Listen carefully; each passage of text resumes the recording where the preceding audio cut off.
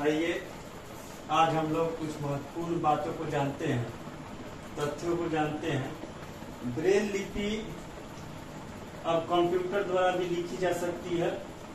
बांस का पुल असम में पाया जाता है। लद्दाख में नदी को पार करने के लिए ट्रॉली का प्रयोग किया जाता है। ट्रॉली नदी के एक पार जाती हुई मजबूत लोहे की रस्सी होती है या दोनों तरफ से भारी पत्थरों या पेड़ों से कसकर बांधी रहती है। ट्रॉली पुली की मदद से इस रस्सी पर सरकती है। 4-5 बच्चे एक साथ ट्रॉली में बैठ जाते हैं, नदी के उस पार पहुंच जाते हैं। स्क्रीनशॉट लीजिए।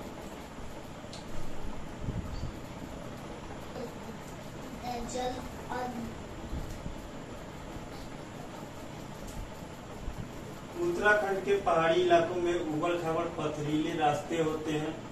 खेजड़ेली गांव राजस्थान के जोधपुर में है। खेजड़ेली गांव के लोगों को बिश्नोई कहते हैं।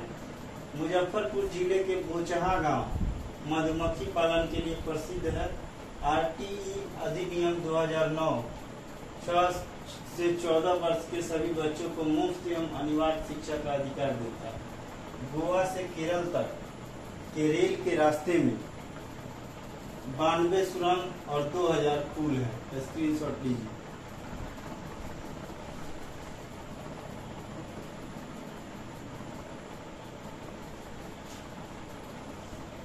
उत्तराखंड को फूलों की घाटी कहा जाता है।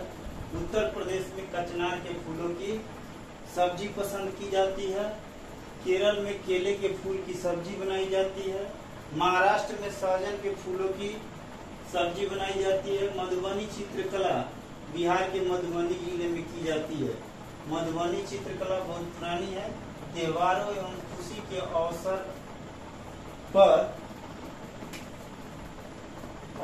पर यहाँ घर की दीवारों पर और आंगन में इस तरह के चित्र बनाए जाते हैं। स्क्रीनशॉट लीजिए।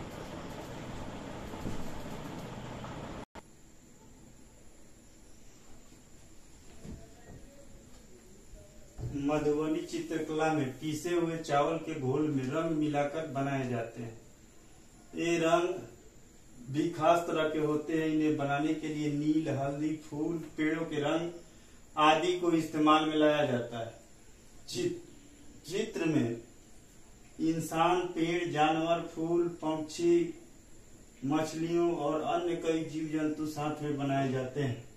कर्नाटक के हुलगुंडी गांव के पंचायत में बड़ों के साथ बच्चे भी हैं। बच्चों के पंचायत को भीमा संघ कहा जाता है। फेरी एक तरह की बोट है जो केरल में पाई जाती है। स्क्रीनशॉट लीजिए।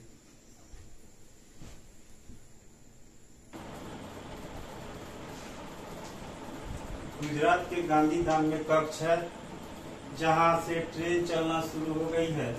गुजरात का भोजन ढोकला, चटनी, नींबू चावल और मिठाई है। अहमदाबाद एवं वलसाड गुजरात में है। कोझिकोड केरल में है। मडगांव गोवा में है। कोझिकोड दक्षिण भारत के राज्य केरल का एक नगर है जो मालाबार तट पर अवस्थित है। इसे कालीकट के नाम से भी जाना जाता है। स्क्रीनशॉट लीजिए।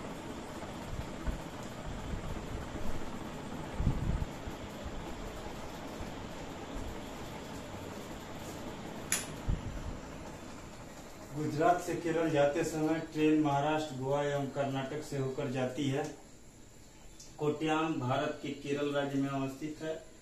कर्नाटक में मिट्टी को भुरभुरा बनाने के लिए खूंटी का प्रयोग किया जाता है।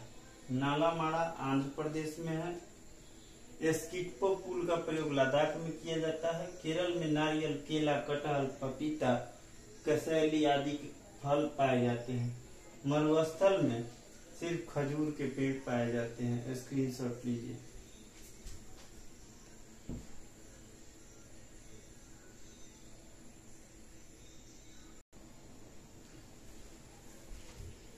केरल में बहुत से मसाले जैसे तेजपत्ता, इलायची और काली मिर्च पाई जाती है।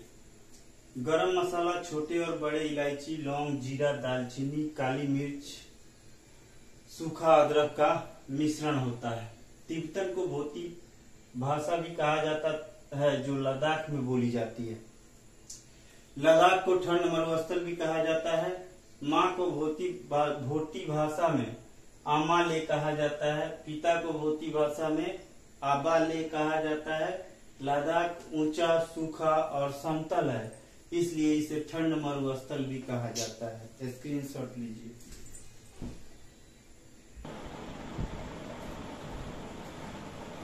लद्दाख में बर्फ से ढके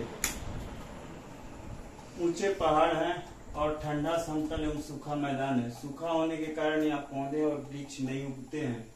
जूले जूले का मतलब भोती भाषा में स्वागतम स्वागतम होता है। जो जानवर दिन में जगते हैं वे कुछ रंगों को देख सकते हैं। जो जानवर रात में जगते हैं वे काला एवं सफेद रंग देख सकते हैं। पक्षियों के कान छोटे छिद्र के रूप में रहते हैं जो पंख से ढके होते हैं। स्क्रीनशॉट लीजिए।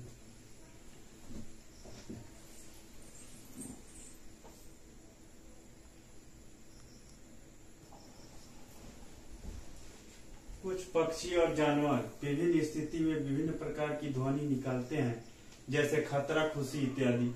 लंगूर, बाघ या तेंदुआ वैसे जानवर हैं जो अलग अलग स्थितियों में अलग अलग ध्वनि निकालते हैं। कुछ जानवर भूकंप या तूफान आने की